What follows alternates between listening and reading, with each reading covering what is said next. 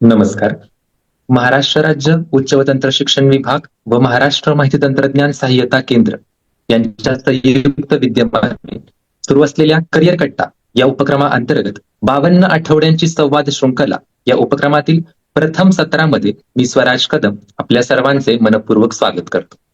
तसेच या संवाद शृंखलेच्या माध्यमातून आपल्या सर्वांना मार्गदर्शन करणारे असे आपल्या सर्वांचे प्रेरणास्थान माननीय राजीव नंदकर सर, जे सध्या अतिरिक्त जिल्हाधिकारी तथा संचालक राज्य नागरी विकास संस्था यशदा पुणे येथे कार्यरत आहेत, यांचे मी या करिअर कट्टाच्या ऑनलाईन प्लॅटफॉर्मवर मनपूर्वक स्वागत करतो.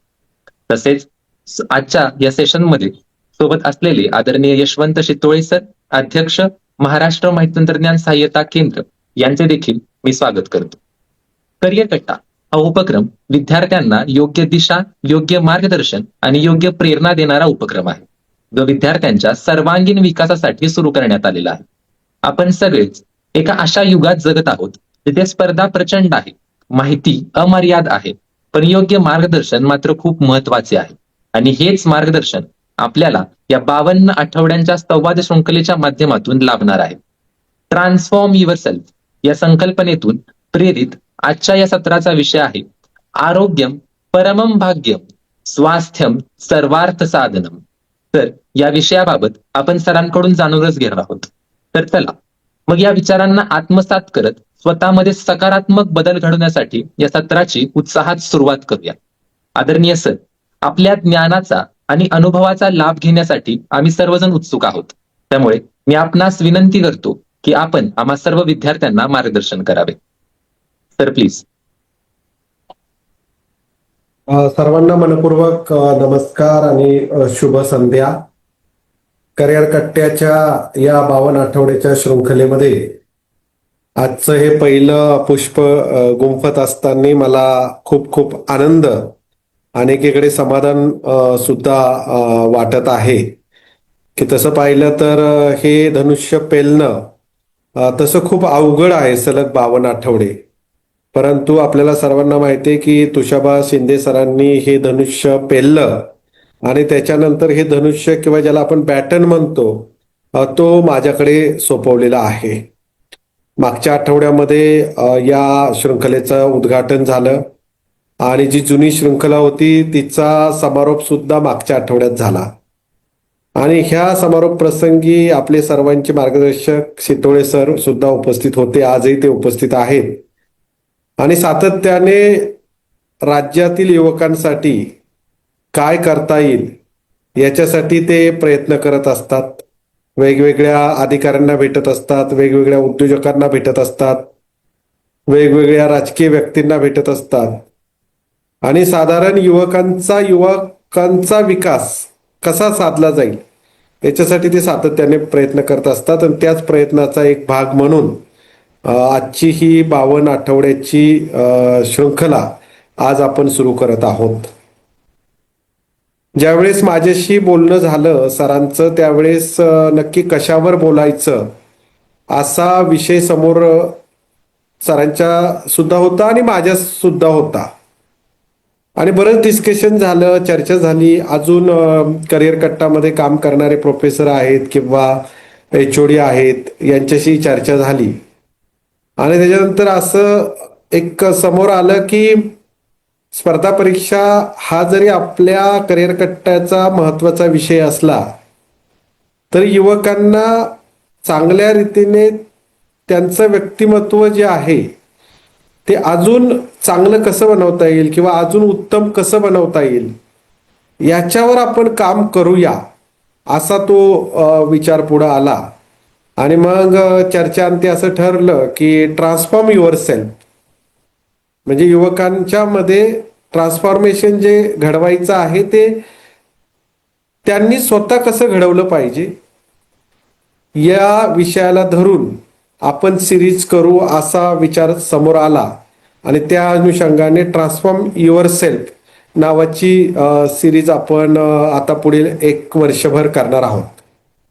या सिरीज बाबत मी अगदी पहिल्या सत्रामध्ये काही प्रकाश टाकू इच्छितो की नक्की सिरीज कशा प्रकारे राहणार आहे. कारण आजचा जो विषय तुम्हाला दिलेला आहे तो थोडासा बऱ्याच विद्यार्थ्यांना खटकला पण असेल की थोडंसं एकदम मोठा विषय आहे.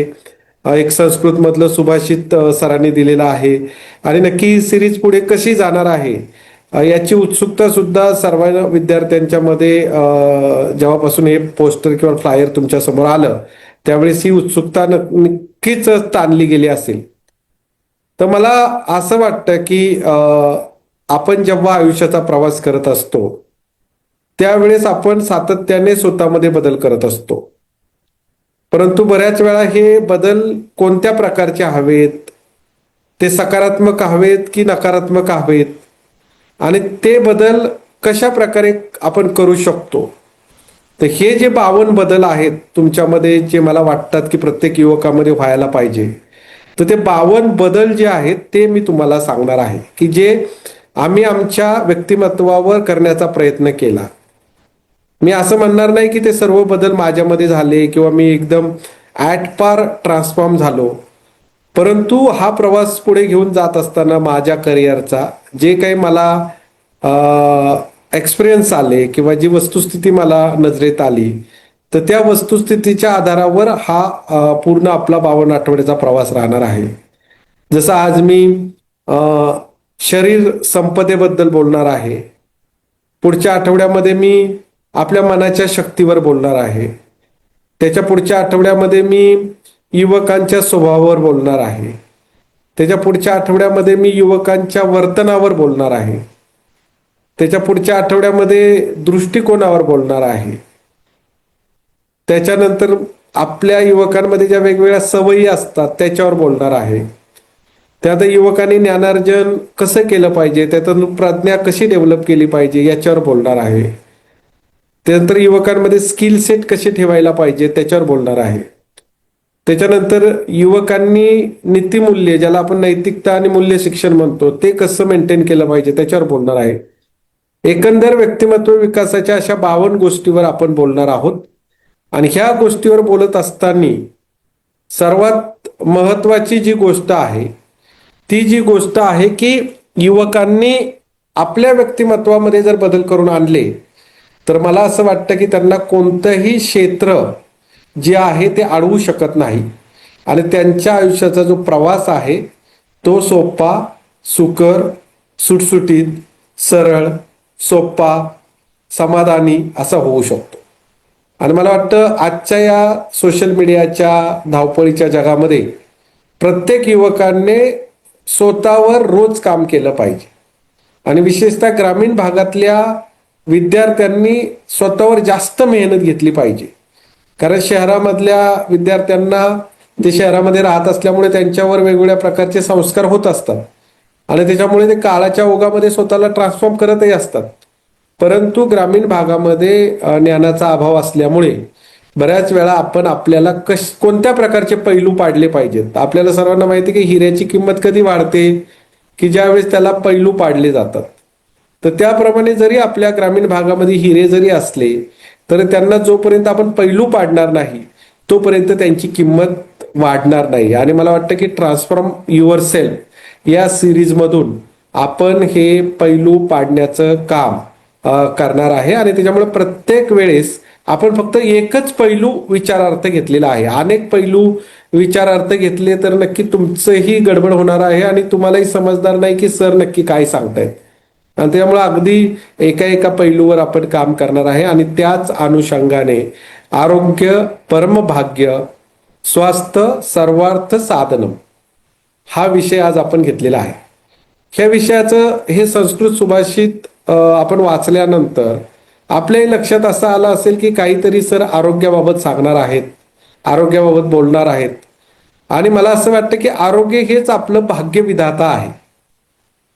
म्हणजे मी नेहमी बऱ्याच वेळा आमच्या नवीन अधिकाऱ्यांना किंवा प्रशिक्षणार्थींना सांगत असतो की तुमचं असणं महत्वाचं आहे, बाकी सर्व मोहमाया आहे.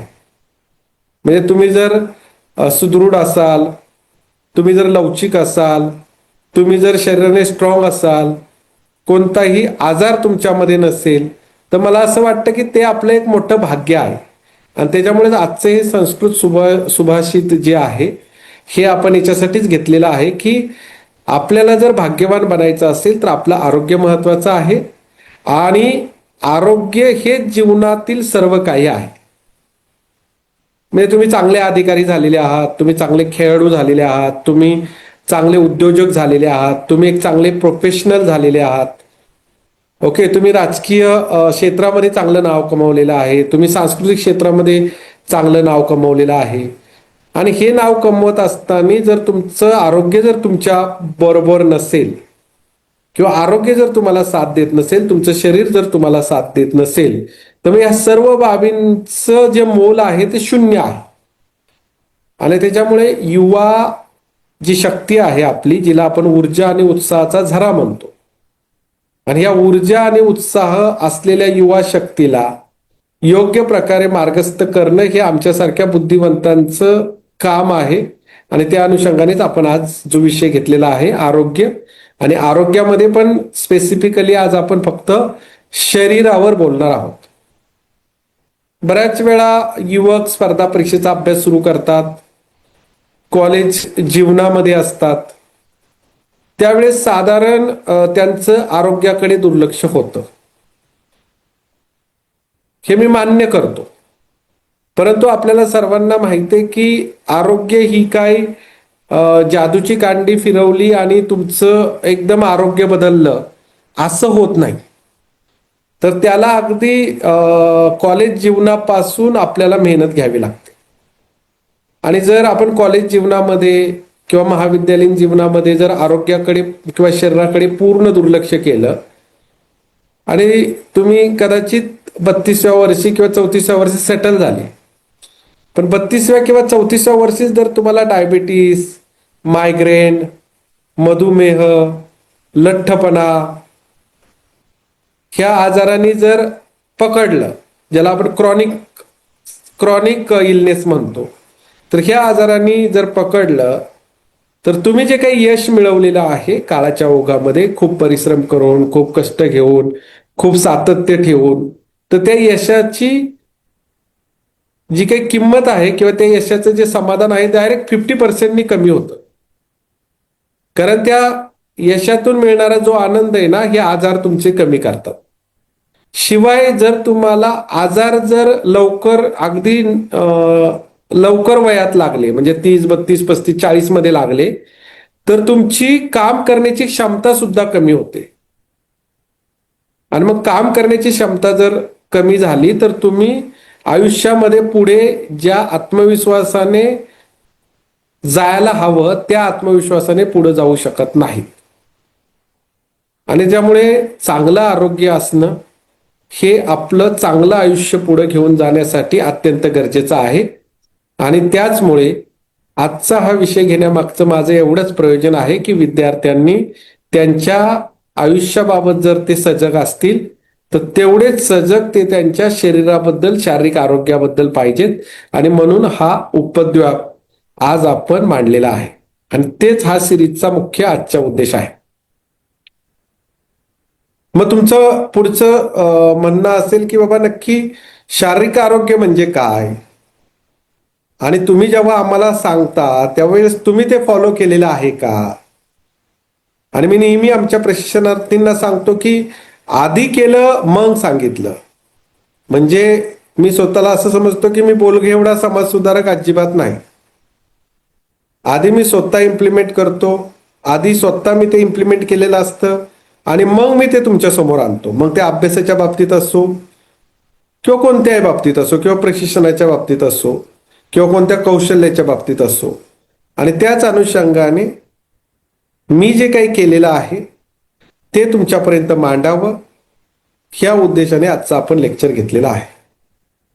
त्यामुळं सर्वात महत्वाची युवकांनी युवा अवस्थेमध्ये 2 गोष्टीवर कॉन्सन्ट्रेट केलं पाहिजे. एक म्हणजे तुमचे छंद आणि दुसरं म्हणजे तुमचे खेळ. कंपल्सरी युवा अवस्थेमध्ये ज्यावेळेस असतो त्यावेळेस आपल्याकडे कोणता तरी एक छंद पाहिजे. मग तो छंद जो आहे तो पियानो वाजनाचा पण असू शकतो, गायनाचा पण असू शकतो, ट्रेकिंगचा पण असू शकतो, पुस्तक वाचण्याचा पण असू शकतो, लेखनाचा पण असू शकतो. There are lot of hobbies, but you have to choose one of them. त्याचबरोबर खेळ. खेळ हा असा प्रकार आहे की याच्यामध्ये मी 2 प्रकारची वर्गवारी करतो. एक आहे ज्याला आपण म्हणतो वैयक्तिक खेळ, दुसरा आहे सांघिक खेळ. युवा अवस्थेमध्ये अगदी जाणीवपूर्वक एक वैयक्तिक खेळ आणि एक सांघिक खेळ आपण स्वीकारला पाहिजे, मग त्या मुली असोत मुलं असो. आणि मी नेहमी म्हणतो की हा खेळ युवा अवस्थेमध्ये स्वीकारल्यानंतर कमीत कमी तो 50व्या वर्षापर्यंत कॅरी फॉरवर्ड केला पाहिजे.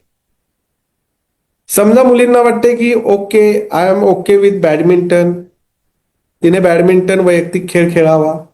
तिला वाटते की I am okay with volleyball, तिने व्हॉलीबॉलला जावं.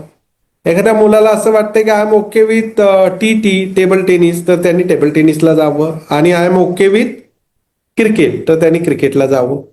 परंतु युवा अवस्थेमध्ये जसं मी छंदाबाबत सांगितलं तसं खेळाबाबतही मी सांगेल की एक सांघिक खेळ आणि एक वैयक्तिक खेळ आपण ह्या युवा अवस्थेमध्येच ते अंगवळणी पाडला पाहिजे असं मला वाटतं. म्हणजे अगदी मला सांगायला आवडेल की माझं आता रनिंग 44 आहे आणि आत्ताही ह्या 44 एजला मी क्रिकेटची 50-50, 20-20 ओव्हरची मॅच खेळतो. आत्ताच फेब्रुवारीमध्ये नेहरू स्टेडियमला मी 20-20 क्रिकेटची मॅच खेळलो ॲट द एज ऑफ 44. आणि त्यामुळे स्वतःचं आरोग्य, स्वतःचं लवचिकता जपण्यासाठी हा खेळ मी कंटिन्यू आजपर्यंत स्वीकारलेला आहे. अजूनही मी खेळतो. काल परवाही मी आमच्या इथे टर्फला खेळलो. जसं तुम्हाला सांगितलं की मागच्या फेब्रुवारीमध्ये, मार्चमध्ये मी नेहरू स्टेडियमला क्रिकेट खेळलो. आणि बॅडमिंटनही मी जेव्हा जेव्हा वेळ मिळेल तेव्हा खेळत असतो. त्याच्यामुळं खेळाचा स्वीकार आपण ह्या वयामध्ये केला पाहिजे. आणि सर्वात महत्वाचं जर खेळाच्या बाबतीत सांगायचं झालं तर शरीराला ते लवचिकता देतं, पण खेळामुळे आयुष्यात येणारे अपयश स्वीकारण्याची ताकद तुम्हाला मिळते. बरोबर आहे? कारण तुम्ही जर क्रिकेट खेळताय, बॅडमिंटन खेळतायत, तर तुम्हाला अपयश येणारच आहे. तुम्ही सातत्याने जिंकू शकत नाहीत. म्हणजे आज क्रिकेटची मॅच आहे तर आज तुम्ही हारणार आहेत, 4 दिवसांनी मॅच जिंकणार आहेत, परत 7 दिवसांनी मॅच हारणार आहेत. आणि त्याच्यामुळे खेळातली जी हार जीत आहे तिच्यामुळे आपण आपली मानसिक स्थिती किंवा मेंटली आपण ते अपयश पचवायला तयार होतो. आणि मग त्याचा फायदा आयुष्यामधले जे अपयश आहेत, पुढे आयुष्यामध्ये अनेक अपयशांना आपल्याला युवा शक्तीला सामोरं जावं लागतं. तर त्या अपयशाला कसं लढायचं याची उजळणी जर कोणी करून घेत असेल तर ते आहेत खेळ. आणि त्याच्यामुळे खेळांना तुम्ही जपलं पाहिजे, त्यांना पुढे घेऊन गेलं पाहिजे. मला असं वाटतं की खेळांबरोबर ज्याला आपण एक्सरसाइज म्हणतो किंवा शारीरिक व्यायाम म्हणतो, त्या शारीरिक व्यायामाकडे युवा अवस्थेमध्ये लक्ष दिलं पाहिजे. मला अजूनही आठवतं आणि आजही मी सकाळी 1 तास, संध्याकाळी 1 तास व्यायामासाठी देतो माझ्या वेस्ट शेड्यूलमधून. कारण मी ते आरोग्याचं आणि शरीराचं महत्त्व जाणलेलं आहे म्हणून. आणि त्या अनुषंगाने मला तुम्हाला सर्वांना सांगायला आवडेल की अगदी मी ॲग्रिकल्चर कॉलेजला ज्यावेळेस होतो, पुणा कॉलेजला, त्यावेळेस मी कॉलेजच्या जिमवर संध्याकाळी जायचो 1 अर्धा तास. आणि मी जिथे राहायचो तिथे पण एक व्यायामशाळा होती, तालीम होती. जिम नव्हती, ती व्यायामशाळा होती. तिथे सुद्धा मी सकाळी अर्धा तास जायचो. आणि सांगण्याचं तात्पर्य आहे की आजच्या युवकांमध्ये सोशल मीडिया किंवा चॅट, जे आपण AI म्हणतो, किंवा ज्याला आपण इन्स्टा म्हणतो, इंस्टाग्राम म्हणतो, फेसबुक म्हणतो, याच्यामुळे सोशल मीडियाच्या बाहेर जग आहे की नाही ही आजची मुलं विसरून गेलेली आहेत. आणि त्याच्यामुळे सातत्याने त्यांचं शारीरिक तंदुरुस्तीकडे दुर्लक्ष होताना दिसत आहे. आणि त्याच्यामुळे जर आपल्याला आपला पुढचा भविष्यकाळ हा जर उत्तम बनवायचा असेल तर मला असं वाटतं की ह्या वयातच आपण आपल्या शारीरिक तंदुरुस्तीवर, शारीरिक लवचिकतेवर लक्ष दिलं पाहिजे. आणि किमान आपण ह्या वयामध्ये किमान 1 तास तरी, सकाळी अर्धा तास, संध्याकाळी अर्धा तास असा दिला तरी चालेल. खूपच तुम्हाला जमत नसेल तर सकाळी अर्धा तास तुम्ही शरीरासाठी दिला पाहिजे. आणि मला सांगायला आवडेल की तुम्ही आत्ता जो वेळ देणार आहात शरीरासाठी, याचा फायदा तुम्हाला आत्ता अजिबात दिसणार नाही. याचा फायदा तुम्ही एकदा 45 एज कंप्लीट केलं, 40 एज कंप्लीट केलं, 50 एज कंप्लीट केलं की मग तुम्हाला फायदा दिसेल की शरीरामध्ये आपण जी त्यावेळेस व्यायाम केला, ज्यावेळेस आपण शरीराकडे लक्ष दिलं, ज्यावेळेस आपण खेळ खेळलो, त्याचा आपल्याला आत्ता फायदा होतोय. कारण मी 45 वर्षाचं झालो, मी 50 वर्षाचं झालो, तरी माझी अजून कंबरदुखी सुरू झालेली नाही, माझी अजून गुडघेदुखी सुरू झालेली नाही, माझी अजून मानदुखी सुरू झालेली नाही. ओके, माझे अजून मसलमधले क्रॅम्प सुरू झालेले नाहीत, माझे अजून डायबिटीजची गोळी सुरू झालेली नाही, माझी अजून ब्लड प्रेशरची गोळी सुरू झाली नाही. हे कधी कळेल तुम्हाला? ज्या वेळेस तुम्ही 45, 50, 55 वर्षाचे होणार. आणि त्यामुळे त्या वयातली पायाभरणी आत्ताच करायची आहे. आणि परत मी रिपीट करतो की जर तुम्ही आता कितीही छान काम केलं, खूप चांगल्या पदावर तुम्ही गेला आणि खूप चांगला स्टार्टअप केला, चांगला व्यवसाय सुरू केला आणि तुम्ही 45व्या वर्षी 47व्या वर्षी एका ठराविक पीक लेवलला गेले की जिथं तुमचं आता खूप चांगल्या प्रकारे तुम्ही स्वतःला सेट केले, अशा लेवलला गेले, पण त्यावेळेस शरीर जर तुम्हाला साथ देत नसेल तर तुम्ही त्या याचा जो आनंद आहे तो घेऊ शकणार नाही. आणि त्याच्यामुळे एक्सरसाइजकडे आपल्याला लक्ष द्यायचं आहे. माझ्या दृष्टीने विद्यार्थी दशेमध्ये आपल्याला 5 महत्वाच्या गोष्टींवर काम करायचं आहे. त्याच्यामध्ये सर्वात पहिली गोष्ट आहे, एक म्हणजे आपण संतुलित आहार घेतला पाहिजे. दुसरी जी गोष्ट आहे, आपण पुरेशी झोप घेतली पाहिजे. तिसरी जो गोष्ट आहे, आपण उत्तम विहार केला पाहिजे. विहार म्हणजे चालणं असेल, शतपावली असेल. त्यात चौथी गोष्ट आहे, आपण हलका व्यायाम केला पाहिजे. आणि 5वी गोष्ट आहे, आपण भरपूर पाणी पिलं पाहिजे. मी परत एकदा 5 गोष्टी रिपीट करतो. आहार आपला चांगला पाहिजे, झोप आपली चांगली पाहिजे, त्याच्यानंतर आपला विहार चांगला पाहिजे, त्यानंतर आपला व्यायाम चांगला पाहिजे आणि 5वी गोष्ट सांगितली मी, आपण चांगल्या पद्धतीने पाणी घेतलं पाहिजे. बऱ्याच वेळा स्पर्धा परीक्षेचा अभ्यास करत असताना विद्यार्थ्यांना असं बऱ्याच वेळा जाणवतं की अरे मी खूप घासतोय, मी खूप अभ्यास करतोय, पण माझं कॉन्सन्ट्रेशन होत नाही. बऱ्याच वेळा विद्यार्थ्यांना हा प्रश्न पडतो. म्हणजे कुठेतरी थोडंसं वाचन झालं की डोळे दुखायला लागतात, दुपारी 12:30-1 वाजले की लगेच झोप यायला सुरुवात होते, संध्याकाळी 6-7 वाजले की नको नकोसा अभ्यास होतो, रात्री 10 वाजताच आळस तुम्ही द्यायला सुरुवात करता. आणि त्याच्यामुळे स्पर्धा परीक्षेचा अभ्यास सुरू करत असताना तुम्हाला असं दिसतं की अरे आपण 8 तास अभ्यास करतोय, आपण 10 तास अभ्यास करतोय, पण नुसते तुम्ही आवर्स मध्ये काउंट करता की आज 8 तास झाला, आज 12 तास झाला, आज 10 तास झाला, पण तुम्ही प्रोडक्टिव्हिटी किती आहे ती बऱ्याच वेळा मुलं काउंट करत नाहीत. आणि मग बऱ्याच वेळा असं लोक सांगतात ना मुलं की अरे मी गेले 2 वर्षापासून 1.5 वर्षापासून रोज 10 तास 12 तास अभ्यास करतोय, परंतु मला अपयश काय येते स्पर्धा परीक्षेमध्ये. ओके, मला स्पर्धा परीक्षेमध्ये अपयश काय येते असं बऱ्याच वेळा विद्यार्थी सांगतात. मला असं वाटतं की ते फक्त किती अभ्यास केला याचा काउंट करतात, पण तो अभ्यास आपल्या दृष्टीने किती प्रोडक्टिव्ह झाला का, होता का, राहिला का, याच्यावर ते काम करत नाही. बऱ्याच वेळा असंही मुलं, काही जण म्हणतील मला सांगतील की सर आता आमचा अभ्यास करण्याची वेळ आहे आणि तुम्ही आता आम्हाला झोपा, एक्सरसाइज करा, चाला, व्यायाम करा, असं का सांगतायत. ओके, पण मला असं वाटतं की हे डायरेक्टली प्रोपोर्शनेट आहे. म्हणजे नुसता तुम्ही अभ्यास घेऊन पुढे जाऊ शकत नाहीत. तर मला वाटतं अभ्यासाला शारीरिक तंदुरुस्तीची जोड जर तुम्ही दिली तरच ते तुम्हाला योग्य प्रकारे त्याचं पाठबळ मिळणार आहे. बऱ्याच वेळा मुलं जेवण करत नाहीत, बरोबर आहे, व्यायाम करत नाहीत, आणि मग व्यायाम करत नसाल तर तुम्ही 3 तास अभ्यासाला बसले की लगेच तुमच्या इथं पाठीमध्ये दुखायला लागतं. ओके, तुम्ही काय म्हणता की अभ्यास करून माझ्या पाठीमध्ये दुखायला लागलं.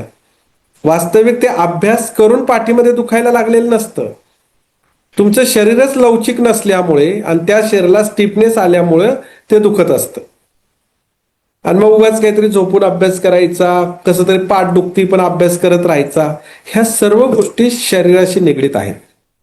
बऱ्याच वेळा मुलं रात्री झोपत नाहीत. आज सोशल मीडियाच्या युगामध्ये झोपण्याचं प्रमाण कमी झालेलं आहे. बरोबर आहे.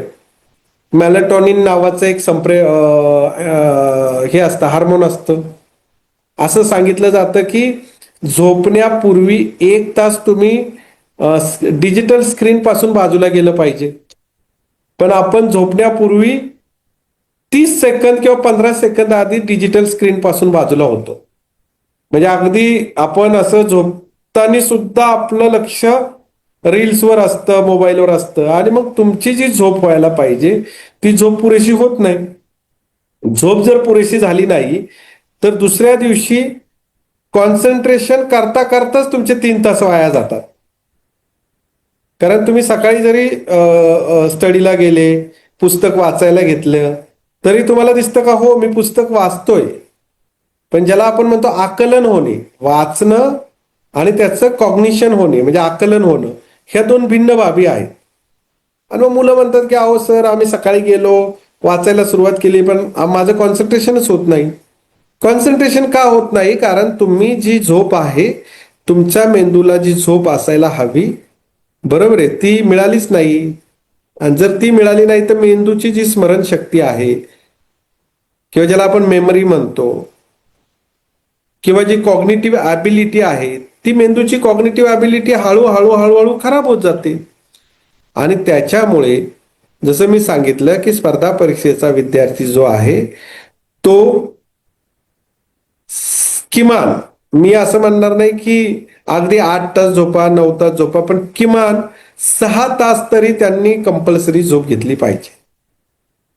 ती झोप पण अशी पाहिजे की जर तुम्ही 11ला झोपताय तर तुम्ही 5ला उठा, तुम्ही 12ला झोपताय तर तुम्ही 6ला उठा. बऱ्याच वेळा काही मुलांना सवय असते की इतर मुलं झोपल्यानंतर हे अभ्यासाला उठतात. आमच्याकडे असे, आम्ही कॉलेजला होतो त्यावेळेस असे काही मुलं करायचे. किंवा काही मुलं असे होते की ते संध्याकाळी अभ्यासाला गेले की डायरेक्ट सकाळीच रूमवर यायचे. मला वाटतं की आपल्या शरीराचं हेरिडेटरी काहीतरी बायोलॉजिकल क्लॉक असतं आणि ते बायोलॉजिकल क्लॉक तोडून तुम्ही स्पर्धा परीक्षेमध्ये यशस्वी होऊ शकत नाही.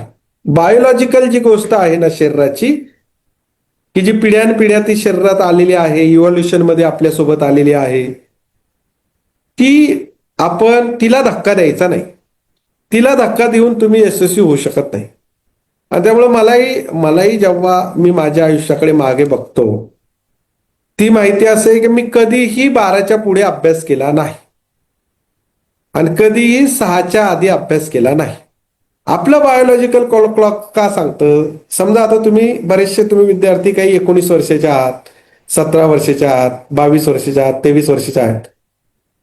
तुमचं वय 20 वर्षापर्यंत, 20 वर्ष होतपर्यंत तुम्ही 10-11ला झोपत होता, 6-7ला उठत होता आणि स्पर्धा परीक्षेचा अभ्यास सुरू केला आणि लगेच तुम्ही 4 वाजता झोपायला लागले, 9 वाजता उठायला लागले, तर साहजिकच त्याचे दुष्परिणाम शरीरावर होतात.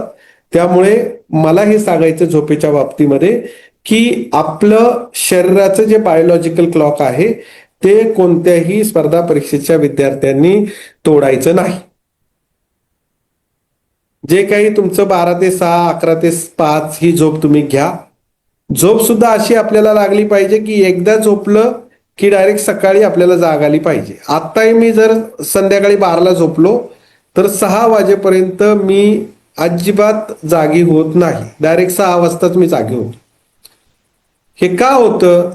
कारण डोकं जर तुमचं शांत असेल आणि तुमच्यावर कॉन्फिडन्स असेल, तुमच्यावर आत्मविश्वास असेल तर हे होतं. आणि त्यामुळे झोपेबाबत सर्वांनी दक्षता घ्यायची आहे. संतुलित आणि सकस आहार या विषयाकडे ज्यावेळेस येतो त्यावेळेस पण तुम्ही मुलं जी आहेत ते बऱ्यापैकी त्याच्याबाबत डोळे मोठे करणार आहातच. किंवा आम्ही कुठेतरी हॉस्टेलला राहतोय आणि आम्ही कुठेतरी पुण्यातून अभ्यास करतोय, कुठेतरी शहरात आलेलो आहोत आणि मग संतुलित आणि सकस आहार आम्हाला कसा मिळणार, कोण देणार आम्हाला संतुलित आणि सकस आहार?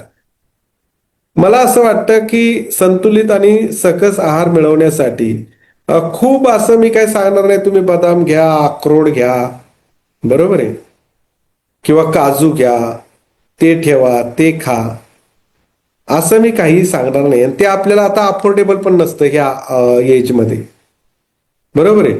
आणि त्यामुळे संतुलित आहार या गोष्टीकडे मी ज्यावेळेस जातो त्यावेळेस सर्वात आधी तुम्ही जंक फूड जे आहेत, म्हणजे वडापाव आहे, समोसा आहे, ओके, हे रोज खाणं टाळलं पाहिजे. मी असं म्हणणार नाही अजिबात की तुम्ही वडापाव किंवा समोसा किंवा कचोरी खाऊच नका, खाल्लं पाहिजे. परंतु आपण अशी शरीराला सवय लावून घेतलेली असते ना की रोज संध्याकाळी जायचं, एक समोसा खायचा, चहा प्यायचा आणि घरी यायचं, म्हणजे अभ्यासाला बसायचं. मला असं वाटतं की त्याच्यामुळे तुमचं जे काही डायजेस्टिव्ह सिस्टीम आहे ती बऱ्यापैकी अफेक्ट होते, ऍसिडिटीचे तुम्हाला त्रास व्हायला लागतात आणि कधी कधी ओबेसिटी पण सुरू होते. सर्वात चांगलं जर असेल, म्हणजे आम्ही पण ग्रॅज्युएशनला असताना आम्ही पोहे खायचो, मोस्टली पोहे, कांदा पोहे, ओके, ते पण सकाळी खायचो. त्यामुळे कांदा पोहे हा चांगला पर्याय आहे. मैदा आहे, बेकरीचे प्रोडक्ट आहेत, हे सुद्धा आपण ह्या वयामध्ये टाळलं पाहिजे. आणि सर्वात महत्वाचं म्हणजे कोल्ड्रिंक सुद्धा टाळलं पाहिजे. मी टाळलं पाहिजे असा शब्द वापरतोय, बंद केलं पाहिजे असा शब्द वापरत नाही. टाळलं पाहिजे, बरोबर आहे. त्यामुळे जेवढं टाळता येईल तेवढं आपल्याला टाळायचं आहे.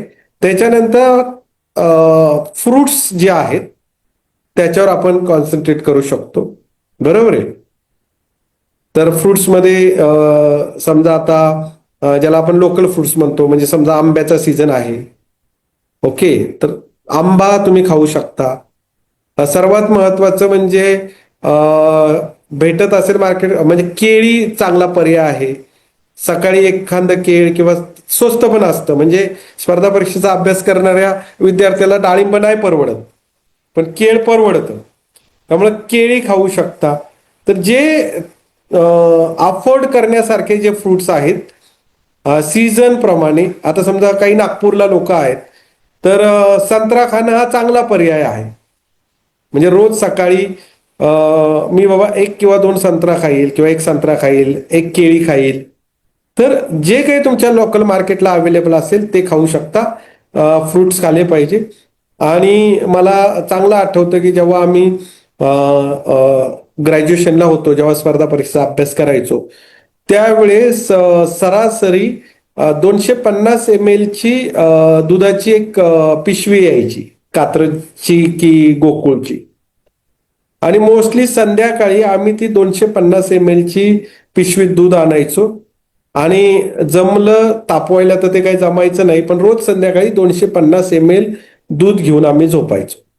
जर चांगल्या क्वालिटीचं दूध असेल, मी इथं उल्लेख करतो की चांगल्या क्वालिटीचं जर दूध मिळत असेल तर 250 ml दूध, म्हणजे एक समोसा जो येतो त्याच्यापेक्षा एक 250 ml दूध जर आपण रोज घ्यायला लागलो तर आपलं, मला वाटतं, मेंदूच्या सेल पण त्याच्यामुळे चांगल्या रिजनरेट होतात. आपली जी डोळ्याची नजर आहे ती पण चांगल्या पद्धतीने तयार होते.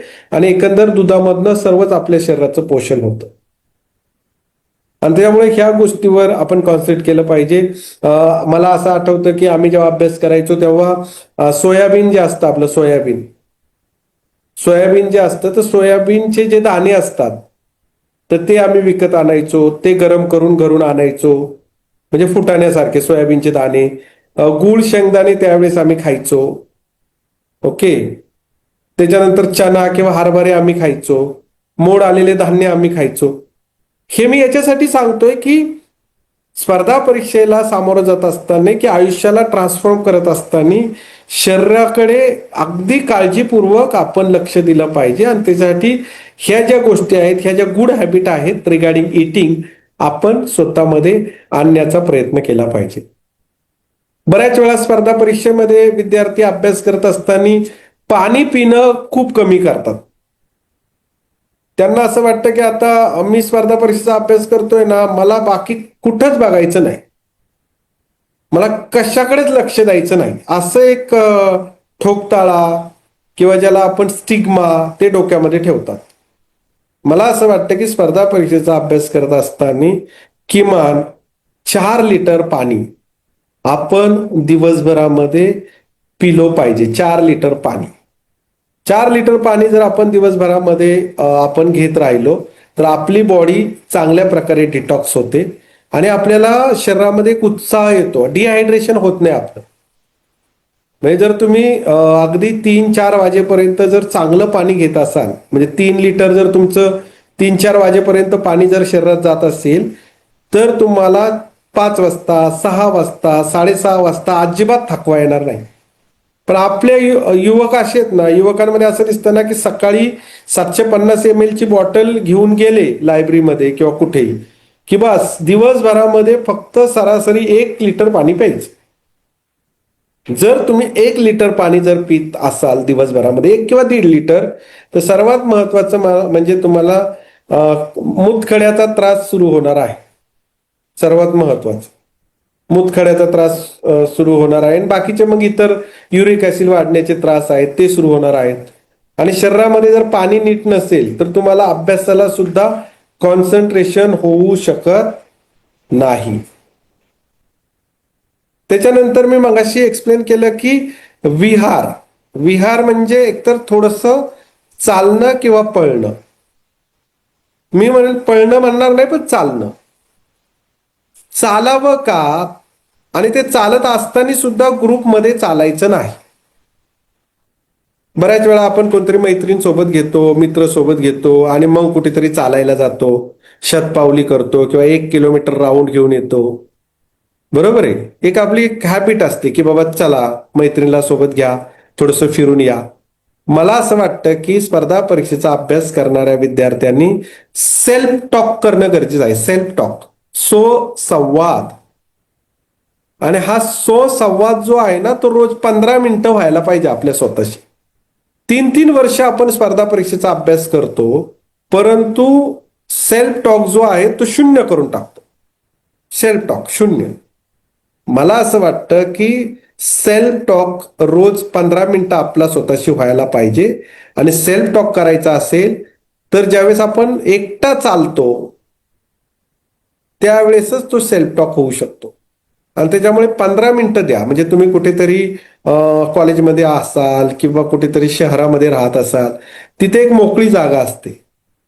त्या मोकळी जागेवर तुम्ही स्वतः आपला फोन घ्या, फोन सायलेंटवर टाकता आला तर बघा, आणि स्वतःशी बोला. मला वाटतं स्पर्धा परीक्षेमध्ये जेवढा विद्यार्थी स्वतःशी बोलेल ना, तो तेवढा लवकर स्वतःला ट्रान्सफॉर्म करेल. आणि जेवढा तो स्वतःशी बोलणार नाही, स्वतःशी संवाद साधणार नाही. स्वतःशी संवाद म्हणजे काय?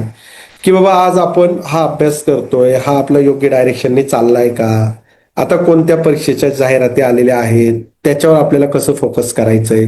आई वडिलांच्या काय आपल्याकडून अपेक्षा, त्या आपल्याला कशा पूर्ण करायच्या आहेत? आपल्याकडे ह्या महिन्यामध्ये आपल्याला फक्त आई वडिलांनी 5,000 रुपये दिलेले आहेत, तर ते 5,000 रुपये आपल्याला काटकसरीने कसे वापरायचे? बरोबर आहे. आपल्याला काही एक्स्ट्रा करिक्युलर काही गोष्टी करायच्या आहेत का? काही टायपिंगचे क्लासेस करून घ्यायचे आहेत का? एआयचं काही शिकायचं आहे? सांगण्याचं तात्पर्य आहे की आयुष्यामध्ये पुढे जाण्यासाठी सेल्फ टॉक हा अत्यंत महत्वाचा आणि अनिवार्य आहे. आणि स्पर्धा परीक्षेच्या विद्यार्थ्याने हा सेल्फ टॉक 100% 15 मिनिटं जर तुम्ही केला तर तुमच्यामध्ये ट्रान्सफॉर्मेशन होऊ शकतं, याच्यावर माझा विश्वास आहे. पण बऱ्याच वेळा विद्यार्थी म्हणतात की अरे कशाला 15 मिनिटं घालवायचे, कशाला 10 मिनिटं घालवायचे. त्याच्यामुळं ह्या अशा गोष्टी आपण टाळल्या पाहिजे. सकाळी बऱ्याच विद्यार्थ्यांना चहा पिणे, कॉफी पिणे याची सवय असते. बऱ्याच वेळा विद्यार्थ्यांमध्ये असा गैरसमज पण आहे की चहा पिलं, कॉफी पिलं तर माझं जास्त कॉन्सन्ट्रेशन होतं. परंतु चहा पिणं किंवा कॉफी पिणं हे तसं पाहिलं की ऍडिक्शन आहे, म्हणजे एक ती निगेटिव्ह हॅबिट आहे आपलं. ठीक आहे. आणि त्याच्यामुळे शक्य होत असेल तुम्हाला तर चहा आणि कॉफी टाळलं पाहिजे. टाळलं पाहिजे, परत मी शब्द टाळलं पाहिजे, बंद केलं पाहिजे असं मी अजिबात सांगत नाही. एखाद्या दिवशी तुम्ही मित्रांबरोबर मैत्रिणींबरोबर गेलेले आहात, एखाद्या ठिकाणी एखाद्या कोणाच्या नातेवाईकाकडे गेलेले आहात, तिथं चहा किंवा कॉफी तुम्ही एक सोशल रिच्युअल्स म्हणून घेतलाच चालेल. पण रोज जर तुम्ही सकाळी दुपारी संध्याकाळी 4 5 6 वेळा जर चहा पित असाल तर त्याचे अनिष्ट परिणाम आपल्या बॉडीवर होतात. इंटरनली त्याचे बॉडीवर परिणाम होतात. बऱ्याच वेळा आपण म्हणतो की चेहऱ्यावर फोडे आले, डोळ्याच्या खाली वर्तुळ आलेली आहेत, आपले होठ जे आहेत ते कोरडे पडतायत, केस गळायला लागलेले आहेत, दृष्टी कमी झालेली आहे. हे सर्व साईड इफेक्ट जे आहेत ना ते चहा आणि कॉफीचे किंवा शुगरचे असतात. अजून त्याच्यामध्ये मी अजून ऍड करतो की हे सर्व जे साईड इफेक्ट आहेत ते शुगरचे असतात. आणि त्याच्यामुळे स्पर्धा परीक्षेचा अभ्यास करणाऱ्या विद्यार्थ्यांनी शक्यतो चहा आणि कॉफी टाळलं पाहिजे. मग तुम्ही म्हणा की त्याच्या जागी काय घेतलं पाहिजे आम्ही, असा पण प्रश्न येईल ना. तर त्याच्यामध्ये सर्वात महत्वाचं आठवड्यामधनं एकदा तुम्ही आवळा ज्यूस घ्यायचा प्रयत्न करा, शक्य होत असेल तर आवळा ज्यूस. दुसरं आहे तुम्ही गरम कोमट पाण्यामध्ये लिंबू पाणी रोज घेऊ शकता. तिसरं आहे तुम्ही हळद टाकून सुद्धा कोमट पाणी घेऊ शकता. एखाद्या दिवस आलं जे आहे आल्याचा सुद्धा थोडासा रस काढून तो सुद्धा घेऊ शकता. आणि मला वाटतं की जर आपले 5 दिवस आठवड्यातले आहेत, ह्या 5 दिवसामध्ये एक दिवस आवळा ज्यूस, एक दिवशी आल्याचा ज्यूस, तिसऱ्या दिवशी लिंबू पाणी, चौथ्या दिवशी हळदीचं पाणी, ह्याप्रमाणे जर तुम्ही थोडंसं स्वतःला ट्रान्सफॉर्म केलं तर तुम्हाला 15 दिवसामध्ये तुमची स्किन पण चांगली होणार आणि तुमचं कॉन्सन्ट्रेशन पण चांगलं वाढणार. तर मला वाटतं की ह्या सुद्धा गोष्टी आपण केल्या पाहिजेत. ग्रीन टीचा तुम्ही पर्याय देऊ शकता की ग्रीन टी आपण घेतला पाहिजे. आता शक्यतो ह्या वयामध्ये ग्रीन टीचा मी आग्रह धरणार नाही, कारण आपले रिसोर्सेस, आपण जिथे अभ्यास करतो तिथे ग्रीन टीचा खूप आग्रह मी धरणार नाही.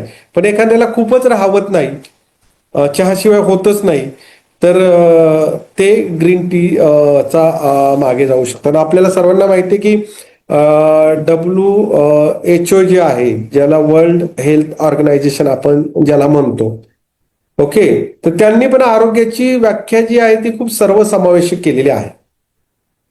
म्हणजे WHO असं सांगतं की तुमच्यामध्ये एखाद्या आजाराचा अभाव असणं म्हणजे तुम्ही आरोग्यदायी आहात असं नाही. बऱ्याच वेळा आपल्या विद्यार्थ्यांचा काय समज असतो की मला आता काही आजार नाही, माझ्या काही पोटात दुखत नाही, माझ्या काही डोक्यात दुखत नाही, मला काही खोकला येत नाही, मला काही सर्दी झालेली नाही, म्हणजे मी आरोग्यदायी आहे, असा एक आपल्याकडे एक सर्वसाधारण आपण व्याख्या करून ठेवलेली आहे. परंतु वर्ल्ड हेल्थ ऑर्गनायझेशन असं सांगतं, तुम्ही अभ्यास करताना ऐकलं असेल की नुसतं शारीरिक आरोग्य महत्वाचं नाही, तर शारीरिक आरोग्याबरोबर तुमचं मानसिक आरोग्य पण तेवढंच महत्वाचं आहे आणि सामाजिक आरोग्य सुद्धा तेवढंच महत्वाचं आहे. आणि त्याच्यामुळे याच्यावर पण कॉन्सन्ट्रेशन केलं पाहिजे असं मला वाटतं. शेवटी आता आपण या सेशनच्या शेवटाकडे आलेलो आहोत आणि शेवटाकडे येत असताना मला एक 10 गोष्टी सांगायला आवडतील आणि त्याच्यानंतर आपण मग डिस्कशनला एक 10-15 मिनिटं ठेवणार आहोत. तर या 10 गोष्टीमध्ये मी तुम्हाला आपल्या शरीरातल्या 10 सिस्टीम सांगणार आहे की आपल्याला MPSCचा अभ्यास करत असताना, स्पर्धा परीक्षेचा अभ्यास करत असताना किंवा व्हॉट एव्हर आपल्या आयुष्यामध्ये ट्रान्सफॉर्मेशन आणत असताना आपल्याला आपल्या शरीराच्या 10 सिस्टीमवर काम करायचं आहे. आणि त्या 10 सिस्टीम अगदी 80 वर्षापर्यंत कशा सक्षम राहतील त्याच्यावर आपल्याला सर्वांना काम करायचं आहे. तर मी 10 सिस्टीम सांगणार आहे आणि त्या प्रत्येक सिस्टीमवर आपल्याला रोज काम करायचं आहे. तर सर्वात पहिली सिस्टीम आहे रेस्पिरेटरी सिस्टीम. रेस्पिरेटरी सिस्टीम आपण ज्यावेळेस म्हणतो त्यावेळेस ती सिस्टीम एका ऑर्गनला अट्रॅक्ट करते आणि तो ऑर्गन आहे लंग्स. आपल्याला सर्वांना माहिती आहे की जर आपली रेस्पिरेटरी सिस्टीम थांबली तर आपला प्राण थांबतो आणि आत्मा बाहेर पडतो असं अध्यात्मामध्ये सांगितलेलं आहे, किंवा म्हणजे मनुष्य मृत्यू पावतो. आणि त्यामुळे सर्वात महत्वाची जर सिस्टीम असेल ती रेस्पिरेटरी सिस्टीम आहे. आणि त्याचा महत्वाचा जर अवयव असेल तर तो आहे आपले लंग्स. आणि त्यामुळे लंग्स जर आपल्याला स्ट्रॉंग ठेवायचे असतील तर मला खात्री आहे का तुमच्यापैकी कोणीही स्मोकिंग करत नसेल, पण करत असेल तर त्यांनी तात्काळ ते सोडलं पाहिजे. आणि त्याच्याही पुढे जाऊन सांगतो, जर लंग्स आपल्याला स्ट्रॉंग बनवायचे असतील तर आपल्याला डीप ब्रिदिंग जे आहे ते रोज सकाळी केलं पाहिजे, ज्याला आपण प्राणायाम सुद्धा म्हणू शकतो. ओके, प्राणायामचे जे 2-3 प्रकार आहेत, उज्जयी आहे वगैरे, भस्त्रिका आहे, तर ते प्राणायाम सुद्धा एक 5-10 मिनिटं केलं पाहिजे. जर आपण रोज प्राणायाम करायला लागलो विद्यार्थी दशेमध्ये एक 10 मिनिटं किंवा 5 ते 7 मिनिटं, तर आपले लंग्स स्ट्रॉंग होणार आहे. दुसरी जी सिस्टीम आहे ती आहे सर्क्युलेटरी सिस्टीम, रक्तभिसरण संस्था. आपण पहिली श्वसन संस्था, दुसरी आहे रक्तभिसरण संस्था. आपल्याला माहिती आहे की आपलं एक हार्ट असतं. हार्ट जे आहे ते रक्त पंप करत असतं आणि ते रक्त पंप करून आपल्या सर्व ऑर्गन्सला किंवा सर्व बॉडीला ते पाठवत असतं. आणि त्यामुळे हार्ट जे आहे त्याची काळजी घेणं, हृदयाची काळजी घेणं विद्यार्थी दशेमध्ये खूप महत्वाचं आहे. आणि त्यासाठी जसं मी म्हटलं की कार्डियक जे एक्सरसाइज आहेत, कार्डियक एक्सरसाइज आपण केले पाहिजेत. आणि हार्टची काळजी घेताना मी जसं सांगितलं संतुलित आहार आहे, झोप आहे, पाणी आहे. ओके, ह्या सर्व गोष्टी हृदयाच्या काळजीमध्ये येतात. आणि त्यामुळे हृदयाची काळजी घेतली पाहिजे जेणेकरून आपल्याला लवकरात लवकर ब्लड प्रेशरचा सामना करावा लागणार नाही. तिसरी जी सिस्टीम आहे ती आहे नर्वस सिस्टीम, मज्जासंस्था. बरोबर आहे. मज्जासंस्था ही कोणत्या अवयवाशी निगडीत आहे तर ती निगडीत आहे मेंदूशी. आणि आपण सर्व म्हणतो की जर आपला मेंदू शार्प असेल, बरोबर आहे, मेंदू शार्प असेल तर आपण चांगल्या प्रकारे कोणत्याही गोष्टीचं आकलन करू शकतो. आणि मला तुम्हाला हे सांगायला आवडेल की आपला जो मेंदू आहे तो जवळपास 30% ऊर्जा आपल्या शरीराची घेत असतो. म्हणजे आपल्या शरीरामध्ये जेवढी ऊर्जा तयार होते त्याची 30% ऊर्जा फक्त मेंदू वापरतो. आणि त्यामुळे जर मज्जासंस्था आपल्याला रिलॅक्स ठेवायची असेल तर सर्वात महत्वाची गोष्ट आहे ती म्हणजे मेंदूला पुरेशी झोप देणं 6 ते 7 तास. आणि संतुलित आहार तर आहेच आहे. संतुलित आहार तुम्ही जर घेत असाल तर मेंदूचं चांगलं भरण पोषण होणार आहे. ठीक आहे, आपल्या मेंदूची वाढ ही अगदी आपण 12व्या 15व्या वयापर्यंत बऱ्यापैकी पूर्ण झालेली असते. परंतु आता जी वाढ झालेली आहे ती योग्य रीतीने पुढे घेऊन जाणं हे आपल्या हातात आहे. त्याच्यामुळे त्याप्रमाणे आपल्याला काम करायचंय. चौथी सिस्टीम आहे एक्सक्रिटरी सिस्टीम, ज्याला आपण उत्सर्जन म्हणतो किंवा किडनीशी रिलेटेड सिस्टीम. आणि मग त्याच्यासाठी मी तुम्हाला सांगितलं की जर किडनीचं फंक्शनिंग जर व्यवस्थित ठेवायचं असेल तर आपल्याला किमान 4 लिटर पाणी रोज पिलं पाहिजे. आणि त्यामुळे आपली किडनी व्यवस्थित फंक्शनिंग करते. शरीरामधले जे काही ऑक्सिडेटिव्ह प्रेशर आहे तो पण बाहेर निघून जातो आणि शरीरातली जी काही घाण आहे, क्षार्स आहेत ते सुद्धा बाहेर निघून जातात. 5वी सिस्टीम आहे आपली डायजेस्टिव्ह सिस्टीम, ज्याला आपण पचन संस्था म्हणतो. त्याच्याशी जो ऑर्गन रिलेटेड आहे तो आहे लिव्हर, ज्याला आपण यकृत म्हणतो. आणि त्याप्रमाणे ह्या सिस्टीमवर सुद्धा आपल्याला काम करावं आहे. त्यामुळे आपण काय खातोय, काय पितोय, त्याचा आपल्या यकृतावर काय प्रॉब्लेम होत आहेत, फॅटी लिव्हरच्या आज मुलांमध्ये समस्या, तर त्याच्यावर पण आपल्याला काम करायचंय. 6वी जी सिस्टीम आहे ती आहे एंडोक्राईन सिस्टीम.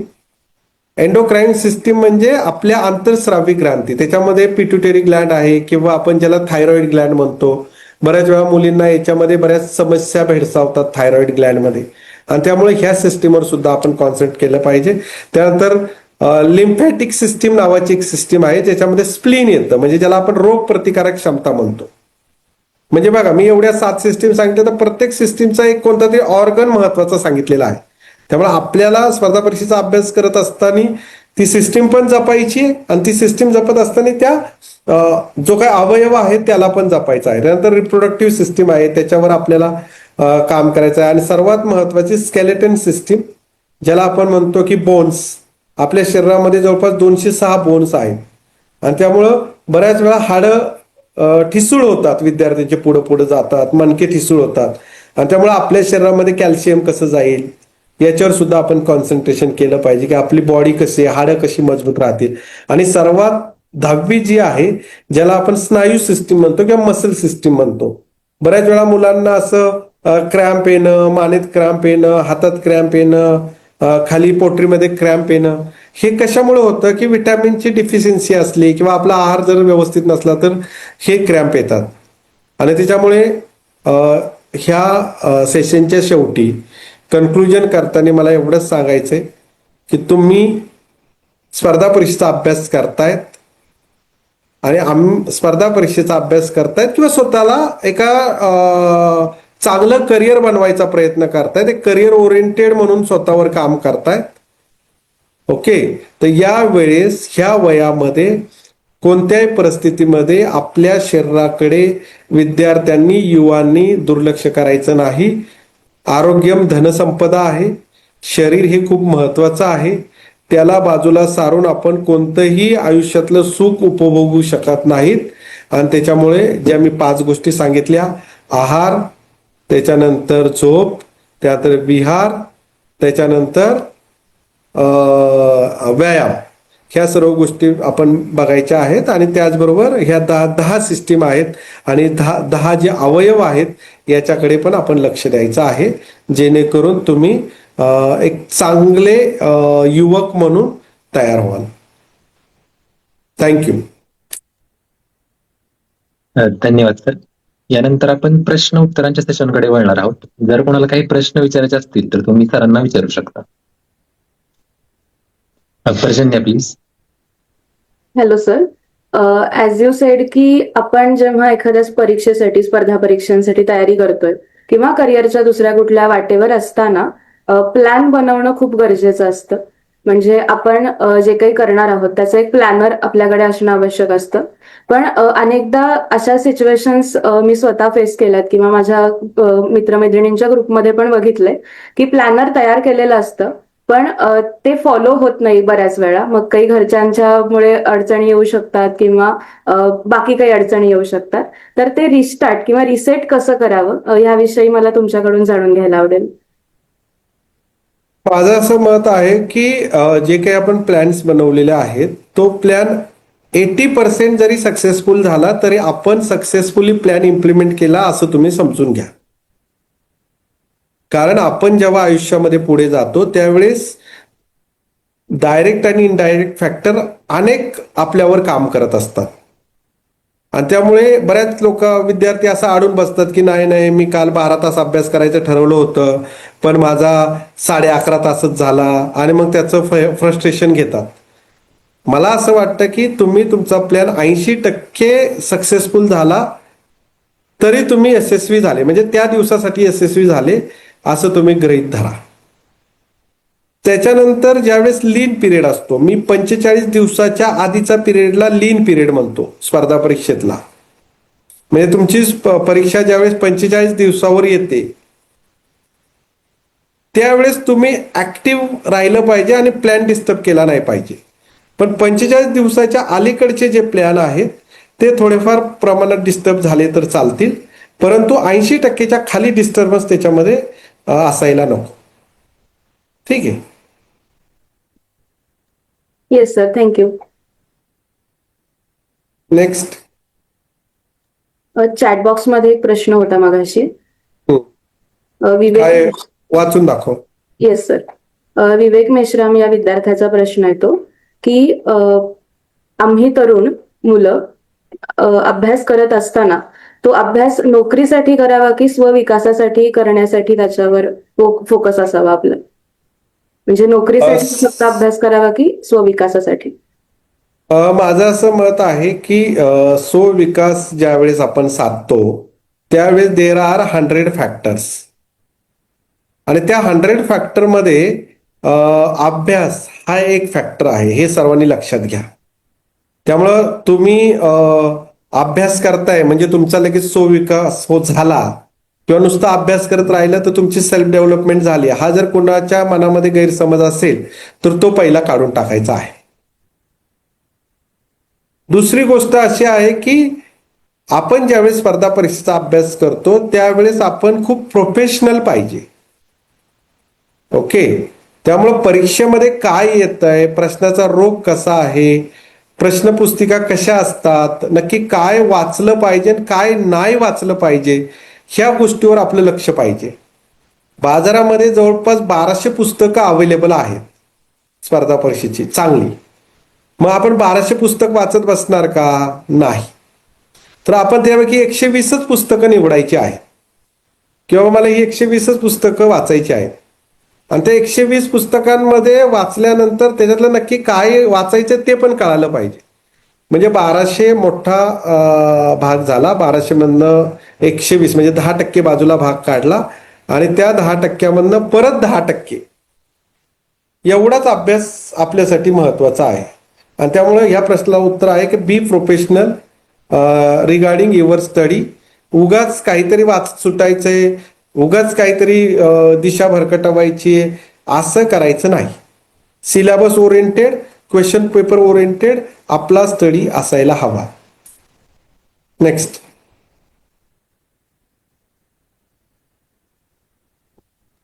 पूजा कदम. Hello sir.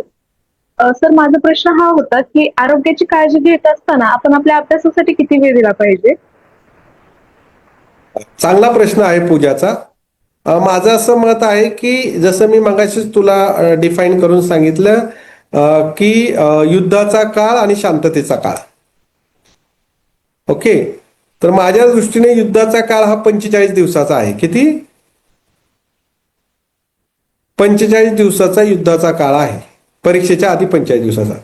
45 दिवस ज्यावेळेस युद्धाचा काळ असतो त्यावेळेस तुम्हाला जे काही शरीराकडे आहे त्याच्याकडे दुर्लक्ष करण्याची परवानगी काही प्रमाणात माझ्याकडून आहे युद्धाच्या काळात. पण ज्यावेळेस शांततेचा काळ आहे 45 दिवसाच्या अलीकडचा, त्यावेळेस सरासरी विद्यार्थ्यांनी योग, प्राणायाम, एक्सरसाइज, चालणं, बोलणं, पळणं याच्यासाठी किमान 1 तास देणं कंपल्सरी आहे शांततेच्या काळात. Next. Yes sir, sorry to interrupt.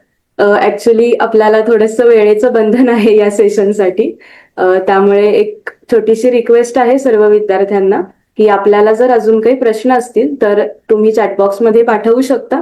निश्चितच आम्ही ते सरांपर्यंत पोहोचवू आणि पुढच्या येणाऱ्या सत्रामध्ये त्यांची उत्तरे तुम्हा सर्व विद्यार्थ्यांना मिळतील याची आशा आहे. आणि सर तुमची परवानगी असेल तर आपण या सत्राच्या समारोपाकडे वळूया. हो हो, काही हरकत नाही. Yes sir. तर सर्वप्रथम थँक्यू सो मच सर. अतिशय वेगळा आणि महत्वपूर्ण असा विषय तुम्ही आजच्या या आपल्या प्रथम सत्रासाठी निवडला होता. आरोग्यम परम भाग्यम स्वास्थ्यम सर्वार्थ साधनम. तर हे एक जे संस्कृत सुभाषित आहे ते अनेकदा आपण बघितलेलं असतं वर्ल्ड हेल्थ डेच्या दिवशी, तर ते सगळीकडे सगळ्यांच्या पोस्टमध्ये दिसतं आपल्याला. पण खास करून त्याच्याकडे लक्ष आज वेधलं गेलं ते आपण विषय म्हणून हा निवडला तेव्हा. ज्या पद्धतीने सर आपण मार्गदर्शन केलं अगदी स्टार्ट टू एंड, आम्हाला असं काहीच जाणवलं नाही की आम्ही काहीतरी वेगळे आहोत तुमच्यापासून. कारण तुम्ही तुमच्या पूर्वीच्या जीवनातले जे स्वतःचे सगळे अनुभव शेअर करून आम्हाला मार्गदर्शन करत होतात ते खूप कॅच होणारं होतं, आम्हाला टच होणारं होतं. सो त्यासाठी खूप खूप धन्यवाद आहेत. आणि असंच तुमचं जे मार्गदर्शन आहे ते आम्हा सर्व विद्यार्थ्यांना पुढील 52 आठवड्यात मिळणार आहे. यासाठी सर्व विद्यार्थ्यांची उत्सुकता तुमच्यापर्यंत मी पोहोचवते. आणि आपण आजच्या या सत्राला इथे समारोप करत आहोत. तर हा एक फक्त स्वल्पविराम आहे, पूर्णविरामाकडे आपली ही वाटचाल 52 आठवड्यानंतर असेल. त्यामुळे ह्याच विद्यार्थ्यांच्या उत्सुकतेसाठी तुमच्याकडून मार्गदर्शन घेण्याच्या उत्साहाने आपण आजच्या या सत्राला इथे समारोप करत आहोत. आणि तुमच्या परवानगीने आणि अध्यक्षांच्या परवानगीने मी आजचं हे सत्र इथे संपलं असं घोषित करते. Thank you so much sir. Thank you. पुढचा जो विषय आहे तो आपण मनावर घेणार आहोत, म्हणजे शरीरानंतर आपण आता पुढच्या आठवड्यात मनाकडे सरकणार आहोत. ठीक आहे? Yes sir. त्याप्रमाणे आपण yes, thank you so much. Thank you. पुढच्या सोमवारी याच वेळेला आपण पुन्हा भेटूया. धन्यवाद.